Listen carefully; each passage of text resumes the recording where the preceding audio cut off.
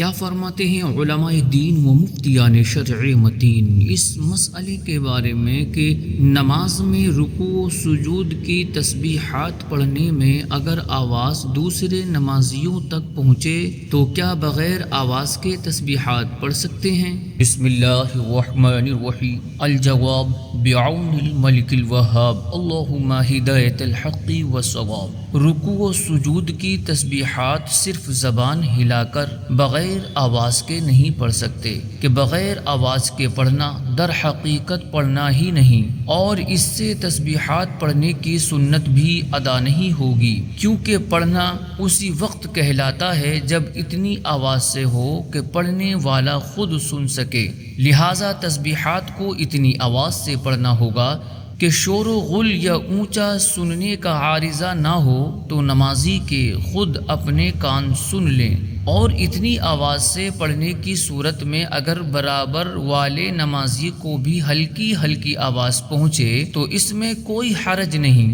البتہ بعض لوگ اپنے گمان میں تو بہت آہستہ پڑھ رہے ہوتے ہیں لیکن ان کی آواز تھوڑی تیز ہوتی ہے، جس کی وجہ سے دوسرے نمازیوں تک بھی آواز پہنچ رہی ہوتی ہے، جس سے انہیں نماز میں دشواری ہوتی ہے۔ ایسے لوگوں کو چاہیے کہ تھوڑی توجہ کے ساتھ کوشش کر کے اتنی آواز ہی نکالیں کہ فقط ان کے اپنے کان سنیں، کیونکہ بے توجہی میں آواز تھوڑی بلند ہو جاتی ہے اور پڑھنے والے کو محسوس نہیں ہو رہا ہوتا۔ فتاوی رضویہ میں ہے، آہستہ پڑھنے کے یہ معنی ہیں کہ اپنے کان تک آواز آنے کے قابل ہو، اگرچہ بے وجہ اس کے کہ یہ خود بہرا ہے یا اس وقت کوئی شور و غل ہو رہا ہے کان تک نہ آئے، اور اگر آواز اصلاً پیدا نہ ہوئی تو صرف زبان ہلی تو وہ پڑھنا نہ ہوگا، اور فرض و واجب و سنت و مستحب جو کچھ تھا